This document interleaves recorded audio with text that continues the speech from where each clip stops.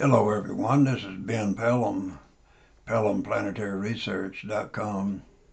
I'd like to invite you on a brief trip up to Earth's moon, in the North Polar area. We're going to be going into Plaskett crater, my favorite crater of all craters on the moon up there. We're going to see some interesting industrial stuff in there. So I guess if we get lucky though, we might even see the cow that jumped over the moon. So we'll see about that. So we're going to head to the crater though and see what we can find in there. We have now arrived at the entry or the entrance way to Plaskett crater. So we're going to kind of sneak around in here and see what we can scare up here. It's kind of like working in twilight. Those of you that either are doing this or planning on taking it up, it's like twilight when you get in here, and the larger screen that you can get to do your research with, the better. I'm using a 32-inch high definition monitor myself. I've got some macular degeneration eye problems a little bit, so hope I don't make too many bobbles, but I can still work. The Lord still blessed me in doing this. So we see this straight line running from left to right. That's what I discovered when I was in Hermite Crater 6 years ago. My first discovery was there in Hermite Crater, and I named it a conveyance alleyway. And so as we draw up closer to it, I'll let you take a look at it. You see all these things around it? This is industrial stuff you're looking at. It's really futuristic. I just wonder so much about this place. It is so different. All of these are fabricated type things that you're seeing on the screen here. So we'll sneak along here really slowly and take a quick look in here. There's an interesting item right there. I think right now, just for the fun of it, I'll go ahead and take a little screenshot here. Oops, I didn't want that. Pushed the wrong button here. All right, let's try that again. There we go, that's better. All right, that proves I'm human right there. So I'm going to put that in the little editor program I've got here called Photoscape X. It's a free program. You can get it at the Microsoft Office store, and it worked quite well. So I've got the image in there, and up in the upper right there, I'm going to move two different adjustment tools. One of them will be brightness, and the other will be a little bit of contrast. So we'll start with the brightness here a little bit, just to get it so that everybody can see it real well. Yeah, it's coming right on in.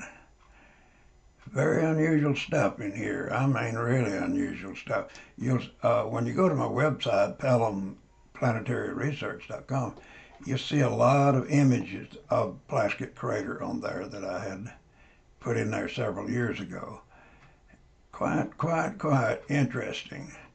If I'm seeing right here, I can put just a touch. There we go. A little bit of contrast there. What is maybe not clear to me will be clear to you because of my eyes have diminished some. So anyway, I just wanted you to see that. I'll go ahead and save that over with just go ahead and make a screenshot of it. And I'll go back to my rat killing over here, back to our home base here. And we're back in here with the bears and the bats.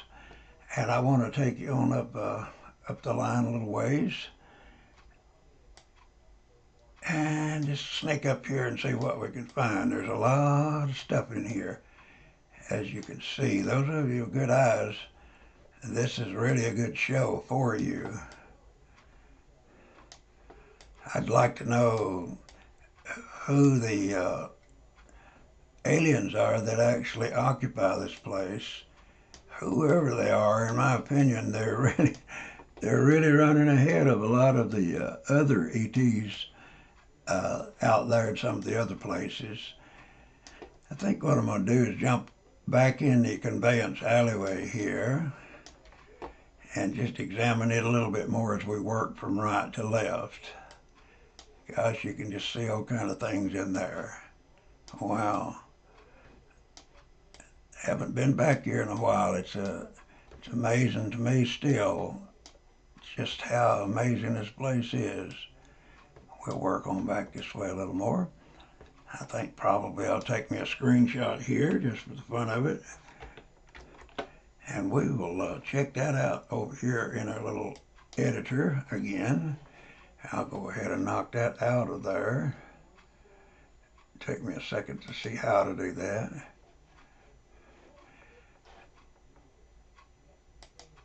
Yeah, so now I'll paste the new image in there. There we are. And again, I'll just jump up here to the right, and I'll hit the brightness slider just a little bit. Zappo. Awful busy little place right here. 1, 2, 3. Let's see, 5, 2, 3. Yeah, I think I've got them counted off right. Yeah, that'll bring the thing to life. I'm going to add back just a little. Oops, didn't want to do that. So I'm going to have to redo the whole thing here, looks like. I got carried away with my rambling here and just neglected to do all the stuff that I should be doing. 1, 2, 3.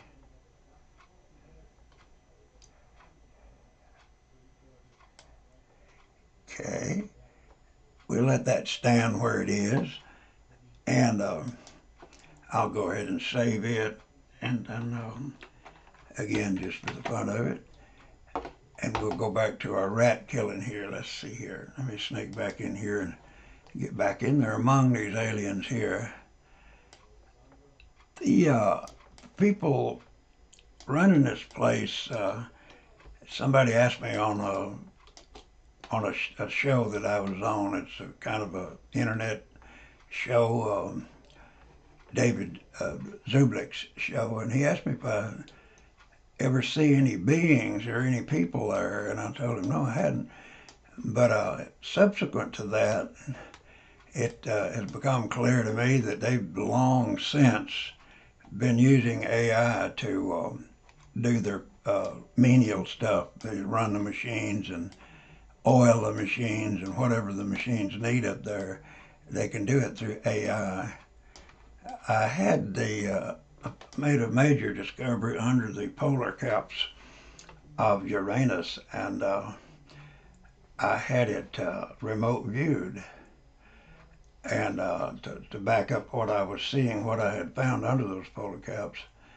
And the report I got back, a lengthy report as a matter of fact, that the whole place under there was a huge production center completely run by AI. It was a fabrication center. And but the thing about Uranus, when you get there, it'll be hard to wrap your head around, but it's something to think about. It's according to the research I did on it, it's about 31,000 miles in diameter. It's a huge planet, but for some reason it laid over off its axis 98 degrees. So I don't know if it had a war or what they had, but it got knocked over. And it and Venus are the two in our solar system that rotate east to west, or just some of the information on it. It's basically throughout on the inside a 31,000 mile stretch of machinery, and you can see that on the website. On my website, you can also see how I went about discovering and capturing the mechanisms that are under each polar cap. Those things look clearly like a big safe, a bank safe combination lock, and based on knowing the width of the entire planet, 31,000 miles roughly, that would mean that the mechanism under the polar caps was more than 10,000 miles across. Now that is a hard one to get your head around, and it was for me. And it makes me I get tickled when I think what machine shop or which corporation in the out in the universe got the contract to make such a mechanism. But you'll see it. You'll see it clearly there. There's a picture of it on my opening website, plus many more in the Uranus site. So jump over there, and while you're in there, before you leave there, check out the oodles and oodles of ET bases on Earth. I'm above 130 known instances and documented cases thus far. So there's a lot to see on that little website. It's been at it for 6 years, just building and trying to help with disclosure. So with all that said, I'm going to come out of the bat cave here. I've not seen one anyway. I've been looking for them. Come back out, and then I'm going to start looking for the fabled cow that jumped over the moon. Maybe when we get out of there, we'll all be able to see her come across, okay? So everybody, I wish you a good day or a good night, depending on where you live in this world. So long, everybody. This is Ben Pelham. Bye-bye now.